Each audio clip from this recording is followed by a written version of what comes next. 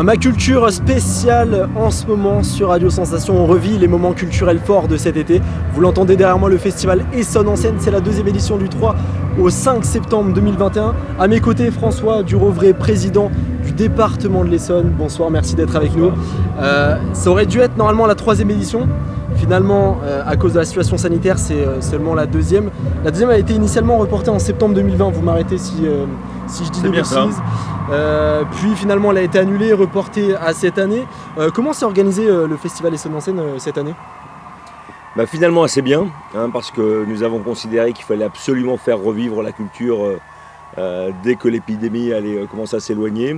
Nous avons fait le pari de cette nouvelle édition. Par prudence, nous avons considéré que ça serait plus facile au mois de septembre, à un moment où une part plus importante de la population serait vaccinée. Et c'est un pari gagnant, puisque vous l'entendez derrière moi, il y a beaucoup de monde. 5000 personnes ce soir, 12 000 festivaliers au total sur ces 3 journées, et un très beau moment de partage, de fête.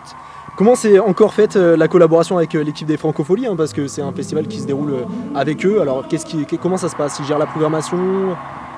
Tout à fait, le département est organisateur, mais c'est vrai que nous avons souhaité nous appuyer sur des pros, et en l'espèce Morgane Productions qui a organisé Francopholies depuis 30 ans maintenant à La Rochelle, et tout simplement parce qu'on a trouvé aussi dans les Francopholies l'ADN de ce qu'on souhaitait avoir en Essonne, dans ce magnifique parc de Chamarande, un festival populaire, familial, accessible, puisque les tarifs sont particulièrement bas, permettant tout simplement aux Essonniens de toujours ou d'un jour, à l'occasion de ce festival, de passer un très beau moment.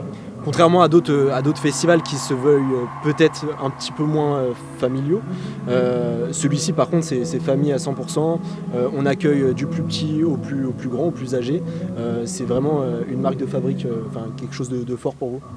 Oui, parce que nous sommes, alors peut-être encore plus maintenant après la période que nous avons vécue, à un moment où on a besoin de vivre des moments ensemble. Et vivre des moments ensemble, c'est pas par catégorie, les hommes, les femmes, ou les vieux, ou les jeunes. Là, moi, j'étais ravi de voir des gamins courir dans l'enceinte du festival, avec sous l'œil bienveillant de parents. J'ai vu des grands-parents.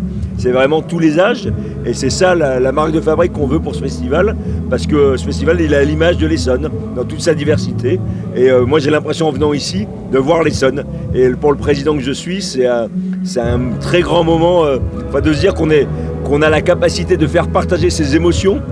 On se dit, chouette, on a gagné, quoi, quelque part. Et justement, vous faites venir les familles. On a le domaine de Chamarande avec ce beau château juste devant la scène principale.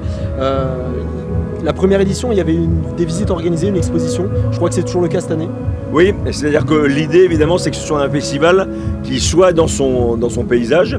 Le domaine départemental de Chamarande est le plus grand parc public avec 90 hectares, avec des espaces de promenade, et les festivaliers ont l'occasion de déambuler dans les allées du parc entre les différents groupes et même pendant les groupes. C'est un festival où on met aussi en avant des produits essonniens dans les food trucks ou les espaces de restauration. Et puis il y a ce château qui est dédié à l'art contemporain. Et évidemment, c'est aussi l'occasion pour les festivaliers de découvrir les œuvres qui y sont exposées. Alors retour sur la programmation, le département choisit aussi la programmation avec les Francopholies, ou bien la mission est entièrement déléguée aux équipes de Morgane Productions ? C'est Morgane Productions qui nous fait des propositions et on suit leurs préconisations, mais c'est vrai qu'il y a un échange et que j'ai le souvenir qu'on avait fait quelques remarques ou quelques préconisations par rapport à la programmation, à ce qu'on ressentait. Voilà, mais c'est un dialogue, naturel entre des partenaires. Et au niveau de la programmation cette année, est-ce qu'il y a eu un petit peu de difficulté à trouver les artistes, à constituer la fiche ? Non, alors c'est marrant votre question, parce que je discutais tout à l'heure avec Vianney, je discutais avec Gérard Pont, qui est le patron de Morgane Productions. Et moi, j'ai pas eu le sentiment qu'on ait eu des difficultés, parce que les artistes, ils avaient envie de se produire après une année de confinement qui, pour eux, a été une année d'emprisonnement. De ne pas avoir la capacité, voilà. Ouais, et à côté de ça, dans l'échange que j'ai eu avec eux tout à l'heure, je ressentais que c'était pas évident, et qu'en fait Vianney, par exemple, avait fait le pari d'une tournée cette année, que ça allait être ouvert, mais tous les artistes n'ont pas fait ce pari, et donc il y a peut-être certains artistes qui ont perdu une opportunité de se produire ici ou ailleurs. Et du coup, avec cette crise sanitaire, c'était toujours très instable de savoir est-ce qu'on prévoit l'avance, est-ce qu'on achète ses tickets. Dans la vente des tickets, comment ça s'est passé? Vous avez ressenti des petites Non, alors déjà pour la première édition, et apparemment c'est ce qui se fait pour les festivals, il y a la moitié des billets qui se vendent plus de 15 jours avant le festival, et l'autre moitié dans les derniers jours, et notamment en fonction de la météo. Et donc on a eu à peu près les mêmes proportions pour ce deuxième festival. Alors nous sommes au jour 1 sur 3, hein, il reste encore tout le week-end. Quels sont vos retours sur l'organisation générale, la vie des festivaliers? Je ne sais pas si vous avez pu faire le tour dans la fosse. C'est difficile à vous dire, évidemment il faudra faire le bilan à la fin du festival. Il y aura peut-être un public d'ailleurs un peu différent demain de celui de ce soir. Vianney, Jean-Louis Aubert, il y a aussi des questions de génération, mais et je renvoie à ce que je disais tout à l'heure, je pense que Vianney il parle à toutes les générations et Jean-Louis Aubert parle à toutes les générations, donc on aura tous les publics, mais après avec des connotations peut-être un peu différentes.